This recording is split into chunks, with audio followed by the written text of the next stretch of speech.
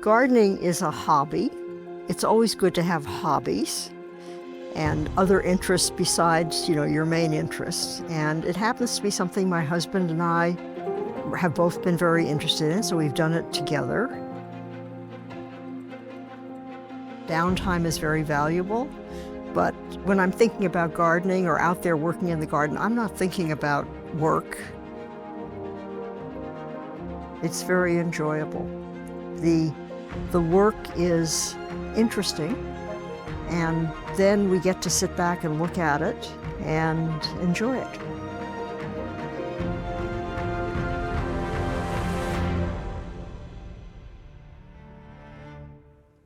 I grew up in San Francisco. My father was a lawyer. My mother was a housewife. We were expected to do well in school. But it was a very hands-off style of parenting where we were just encouraged to do our best, but there was never any story being told to us about you should do this or that. And I was always interested in math and science. And by the time I got to high school, it was pretty clear to me this was not what girls were supposed to be doing, but I did it anyway. I took all the courses I wanted to. I was one of the small group of students who took pre-calculus when I was a senior. I think there might have been 10 kids in that class, and I was the only girl. That was how it was.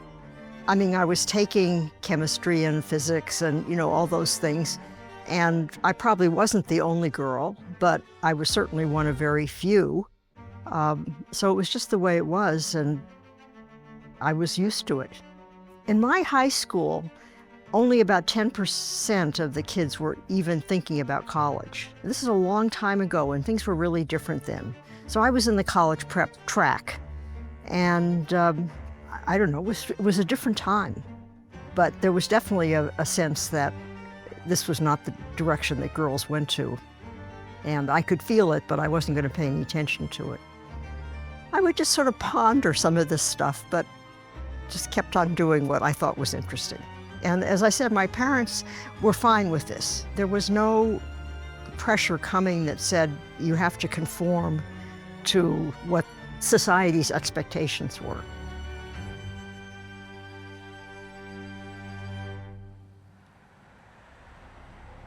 I was looking for a job that would take advantage of my math skills. And so I accepted this job at MITRE as a programmer. I knew nothing about computing at that point. In fact, I didn't even know there were computers. And my first day on the job, they handed me a Fortran manual. Fortran was the language, the primary language being used, and it gave me a little problem to solve. And I discovered this wonderful field that was just right for me because it was mathematical, but it was also a building, an engineering type field, and it just matched my skills. And so I was good at it. I thought it was really interesting, and that's what got me into computing. It was a young field just beginning to find its way, and this meant that I happened to get into it at a time when there were lots of areas that needed work. And so it was a great field to be in at that point in time. So I moved to Harvard for my second year after graduation from my undergraduate. And it turned out to be a really good move professionally, although that was not why I made the move. At Harvard, I was maintaining a program written in machine language, assembler. And there were two things that were really useful about that. One was because I had to learn the machine language, I learned a lot more about what was going on under the covers, what the computer was doing. I was able to understand then what the Fortran compiler had been doing to some extent. And also I was maintaining code written by somebody else, and that meant that I learned a lot about what's good programming practice. I don't think I was thinking about where I was going. But I decided that I liked computing, and it would probably be a good idea to get more education because I was entirely self-taught, and I would learn a lot more if somebody who knew more could teach me. So that's why I applied to get a PhD. I was looking for a computer science program, and there weren't that many of them. Stanford had a program in computer science, not yet a department, and they accepted me. So that's why I ended up at Stanford. It did not seem like a big deal when I got my PhD that I might have been the first woman. I just didn't think in those terms. When I went to Stanford, I think there were maybe 5 kids admitted, and I was the only woman, but that's not very many people. And I think it's fair to say I didn't get anybody discouraging me. I don't think I was thinking that that was an obvious step into research. I was too naive for that kind of thought to happen. But certainly, as a result of that, I started doing research because that's what you do when you're a PhD student. I finished up in Stanford in 1968. I would have liked to have gotten a job as a faculty member, although in retrospect, I can see now that really I wasn't ready for a job like that. And MITRE offered me a job as a researcher. And I wanted to be a researcher rather than a programmer. It was clear that that was more interesting. And so by then I had been truly, I was truly on the path that I have followed for the rest of my life. But it probably wasn't until I was at MITRE that I really saw that clearly.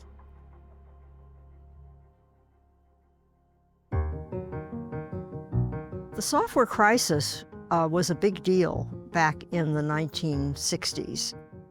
And what it was that organizations would develop programs to do something, and the programs didn't work. And they would invest millions of dollars and hundreds of what were called man-years, and yet the product that came out was useless and they would have to discard it. And it was very common to pick up the newspaper and see a little article about company such and such that had had such a disaster happen. So it was a big deal. And the government, they had a lot of programming going on for missile defense and stuff like that. So they were very concerned about this problem. And MITRE mostly does research for the government. So they were asked to look into this, and they handed this project to me. And so I started reading about the software crisis and trying to think about what could be done about it. This idea of modularity was extremely important, but nobody actually understood what modules should be.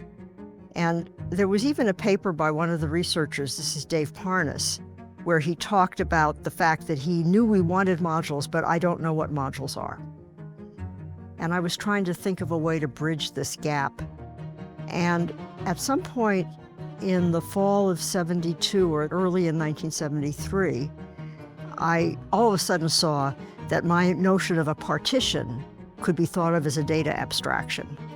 And as soon as I saw that, I saw it as a solution to the problem, because when you design, you think in terms of abstractions. And the way I used to explain it to students was I would say, well, just imagine an abstract machine that has some operations and it has some data types. And if that machine existed, it would be easy for you to write a program that does whatever you're worried about doing. And so this way, I could then say, well, just think about it that way. And now, you've got these data types and you've got these operations, and those are further problems to be solved. But tying the notion of modularity to an abstraction allows you to do that kind of thinking. Just having a module where you say, oh, it's just a block of code, that doesn't give you anything to think about. You have no way to tie a design to that. So that was the gap I was trying to bridge. I started working on this with a student, Steve Zillis, and we wrote a paper on it. And this paper was people really responded to this paper because it was clear it had solved a problem that people had been worried about. And so it just sort of got things going. So we had this idea of data abstraction, and I was working on this with Steve.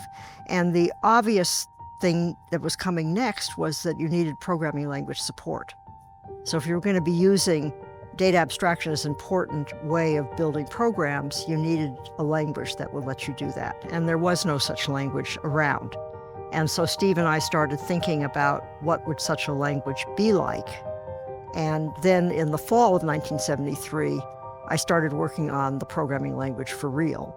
And ultimately, the name of the programming language was CLU, C-L-U, because the mechanism we introduced in CLU to support the definition of a data abstraction was called a cluster. And CLU was just the first 3 letters of cluster. Of course, research is always ahead of its time. CLU was ahead of its time. Yes, that's why it was a big research project.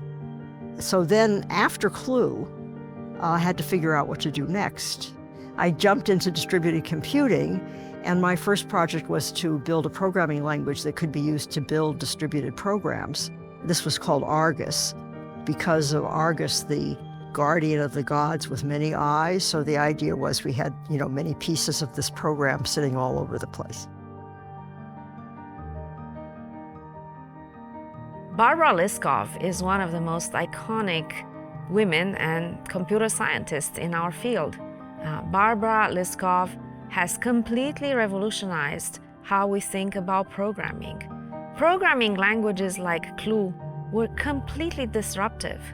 These programming languages introduced a completely new way of thinking about organizing a program. And through these concepts, we are now able to modularize and effectively scale up all software. Her work on object-oriented programming has laid the foundations of the entire software industry.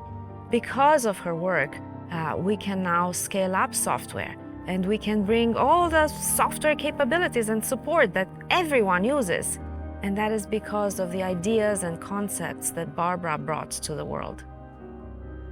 If I think about the history of programming languages, the first mainstream language that supported object-oriented programming was Java. And Java came along about at least 10 years after I stopped working on CLU, and took in ideas from both Smalltalk and CLU to provide what we understand today as an object-oriented language. And since everything today is object-oriented, yes, this was very important for the future of programming languages. When I stopped and thought about it from the perspective of 2009, which is when I got the award, versus 1970s when I was doing the work, this huge transformation had happened, and everybody knew this stuff now. Nobody knew it then. Of course, it wasn't just me. There were other researchers working. There was Alan Kay and Dell Goldberg, among others, and all those people in programming methodology. But it was a huge transformation, and that was very gratifying.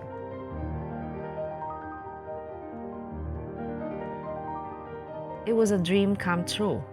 I had such great aspirations. I had such a great image of what MIT was, what CSAIL was, what the pioneering researchers and computer scientists like Barbara were like. It almost felt like I was going to the top of the mountain, and I was being met by the high priestess of computer science at the top of the mountain.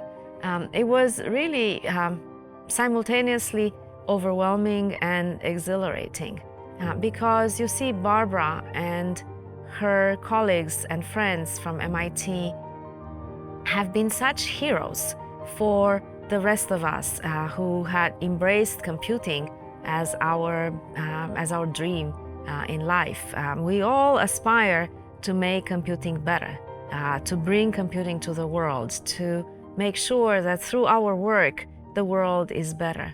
Barbara had actually done it.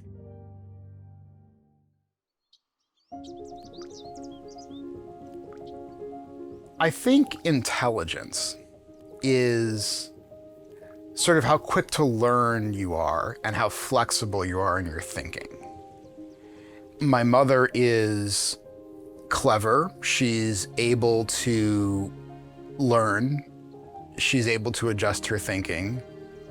She's as intelligent as she needs to be, but she's also very hardworking and has a good work ethic and disciplined about what she works on, and that she does it every day, and that she doesn't let up until she figures out what she needs to figure out. I always wanted to work on problems that I thought were important. I was always on the lookout for questions. It's just the way I do stuff. And when I'm looking for what's the next thing to work on, I want to work on something that I think is important. It is very rewarding to see the students succeed. And of course, as a faculty member, you have your PhD students and your master's students that you work with closely, but they are a very small group compared to the students you have in your classes, where you also can have a big impact on what happens in their future career. There's no doubt that to be a good gardener, you have to learn a bunch of stuff, but then isn't that true about almost everything people do? I mean, I think of myself as just kind of, I see something interesting, I go in that direction. To the extent that that has been useful to others, I'm very happy about that, others find it useful to look at me and say, oh yes, if I could do it, they could do it. And that's great.